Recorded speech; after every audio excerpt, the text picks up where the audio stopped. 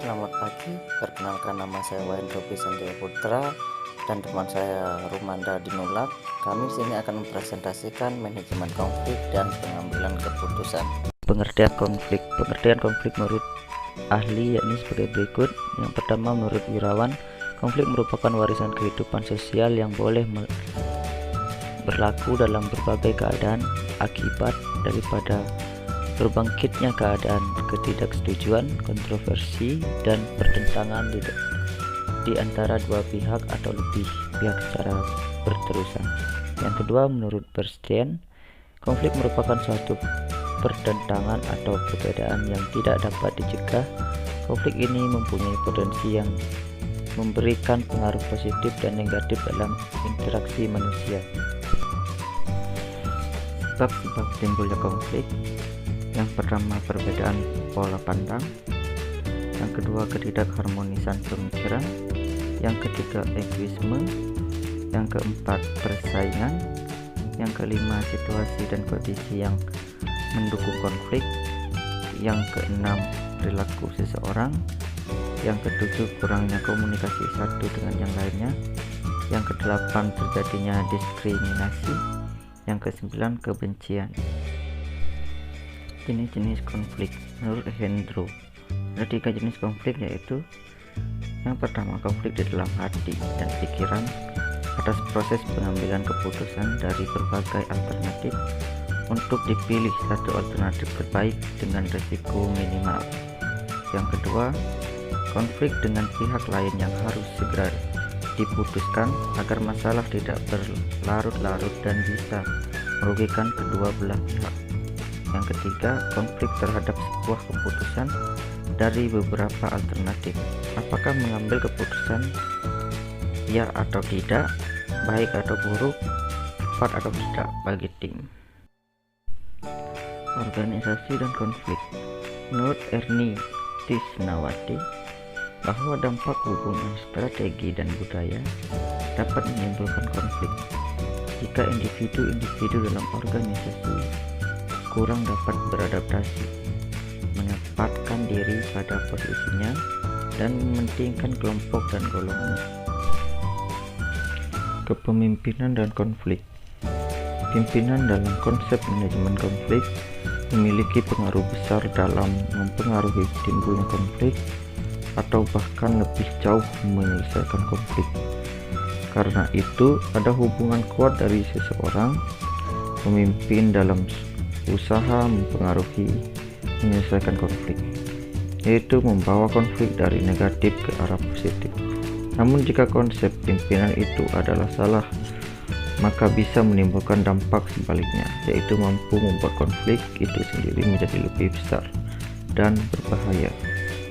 Oleh karena itu, seorang pemimpin harus paham bagaimana mengelola konflik, yaitu mengubah konflik menjadi motivasi yang mampu mempengaruhi peningkatan produktivitas perusahaan.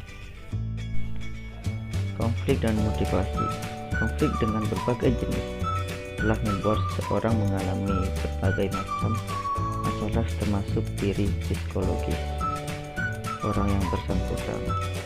Dampak konflik pada psikologis adalah terjadinya sikap murung, mudah tersinggung, cepat marah, dan tidak menginginkan orang lain peduli pada dirinya secara lebih dalam karena ia menganggap sikap masalah mampu ia selesaikan sendiri. Oleh karena ada baiknya seseorang mengarahkan konflik itu sebagai usahanya, melepaskan konflik dengan menjadikan konflik itu sebagai masukan, berarti atau koreksi positif walaupun terlihat keras. Namun ambillah itu sebagai nasihat agar kita menjadi orang yang lebih baik lagi, dan banyak pihak yang telah membuktikan berhasilnya dengan menerapkan metode seperti itu. Solusi dalam menyelesaikan konflik. Yang pertama, menghindar dari konflik dengan bersembunyi. Kita tidak perlu menyelesaikan konflik yang sedang terjadi dan tidak ada gunanya. Menghadapi konflik tersebut, biarkan mereda dengan sendirinya. Yang kedua, meraih keberhasilan dalam menyelesaikan konflik. Menyelesaikan konflik seperti ini dengan cara menguasai pihak lawan. Ini biasanya untuk mendapatkan solusi agar konflik bisa terselesaikan dengan baik. Namun penyelesaian seperti ini bila posisi Anda benar dan Anda punya alasan yang lebih kuat dalam mempertahankan persepsi.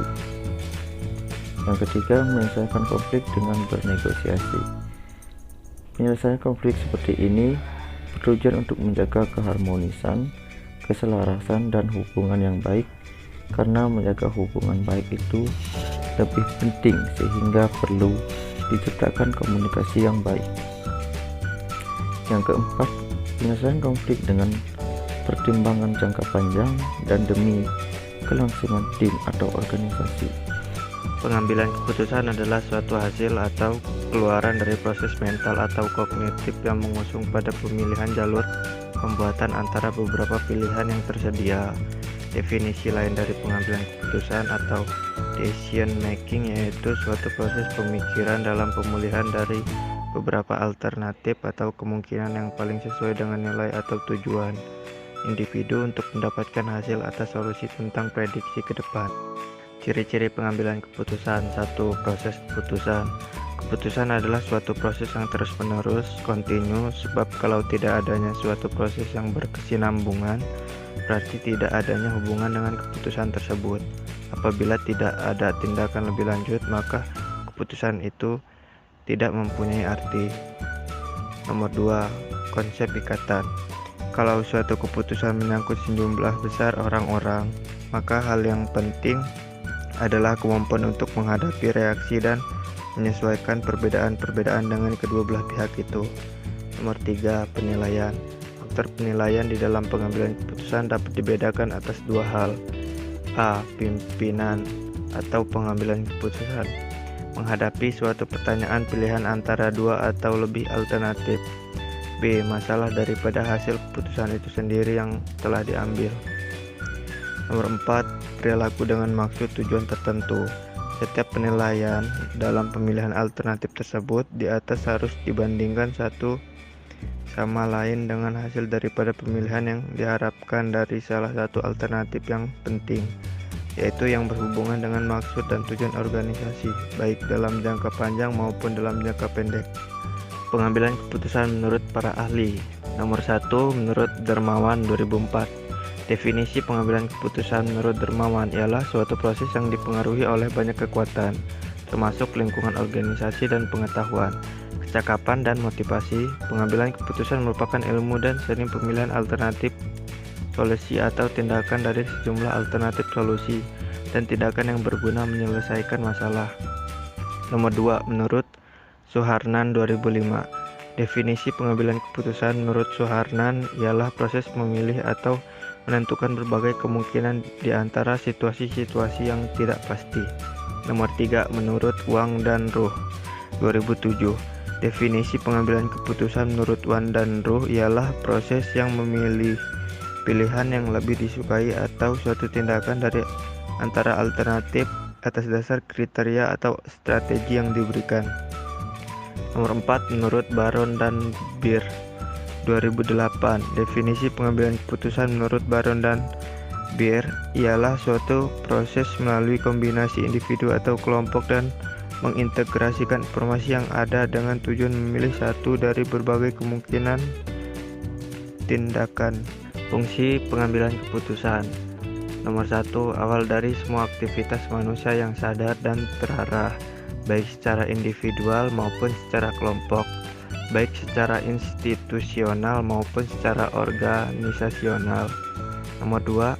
Suatu yang bersifat futuristik, artinya bersangkut paut dengan hari depan, masa yang akan datang di mana efeknya atau pengaruhnya berlangsung cukup lama. Tujuan pengambilan keputusan. Nomor 3. Tujuan yang bersifat tunggal, terjadi apabila keputusan yang dihasilkan hanya menyangkut satu masalah, artinya bahwa sekali diputuskan tidak akan ada kaitannya dengan masalah lain. Nomor 4. Tujuan yang bersifat ganda, terjadi apabila keputusan yang dihasilkan itu menyangkut lebih dari satu masalah, artinya bahwa satu keputusan yang diambil itu sekaligus memecahkan dua masalah atau lebih yang bersifat tidak kontradiktif. Faktor yang mempengaruhi pengambilan keputusan. Shamsi menyatakan terjadi beberapa faktor yang menjadi pengaruh dalam pengambilan keputusan antara lain. 1. Hal-hal yang berwujud maupun yang tidak berwujud, yang emosional maupun yang rasional perlu diperhitungkan dalam pengambilan keputusan. Nomor 2, setiap keputusan harus dapat dijadikan bahan untuk mencapai tujuan organisasi. Nomor 3, setiap keputusan jangan berorientasi pada kepentingan pribadi, tetapi harus lebih mementingkan kepentingan organisasi. Nomor 4, jarang sekali pilihan yang memuaskan. Oleh karena itu, buatlah alternatif tandingan. Nomor 5, pengambilan keputusan merupakan tindakan mental dari tindakan ini harus diubah menjadi tindakan fisik. Nomor 6, pengambilan keputusan yang efektif membutuhkan waktu yang cukup lama. Nomor 7, diperlukan pengambilan keputusan yang praktis untuk mendapatkan hasil yang lebih baik. Nomor 8, setiap keputusan hendaknya dilembagakan agar diketahui keputusan itu benar. Tahapan pengambilan keputusan. Dalam proses pengambilan keputusan ada beberapa tahapan yang sering digunakan oleh para pemimpin, yaitu nomor 1, kewenangan tanpa diskusi atau authority rule without discussion. Metode pengambilan keputusan ini seringkali digunakan oleh para pemimpin otoratif atau dalam kepemimpinan militer. Metode ini memiliki beberapa keuntungan. Yang cepat dalam arti ketika organisasi tidak mempunyai waktu yang cukup untuk memutuskan apa yang harus dilakukan. Nomor 2, pendapat ahli expert opinion. Kadang-kadang seorang anggota organisasi oleh anggota lainnya diberi predikat sebagai ahli atau expert, sehingga memungkinkannya memiliki kekuatan atau kekuasaan untuk membuat keputusan. Metode pengambilan keputusan ini akan bekerja dengan baik apabila seorang anggota organisasi yang dianggap ahli tersebut memang benar-benar tidak diragukan lagi kepemimpinannya dalam hal tertentu oleh anggota lainnya. Nomor 3, kewenangan serta diskusi atau authority rule after discussion.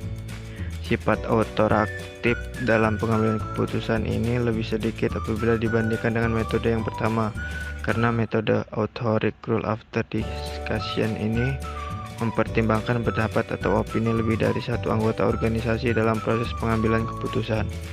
Nomor 4, kesepakatan atau konsensus. Kesepakatan atau konsensus akan terjadi kalau semua anggota dari suatu organisasi mendukung keputusan yang diambil. Metode pengambilan keputusan ini memiliki keuntungan, yakni partisipasi penuh dari seluruh anggota organisasi akan dapat meningkatkan kualitas keputusan yang diambil, baik seperti tanggung jawab para anggota dalam mendukung keputusan tersebut.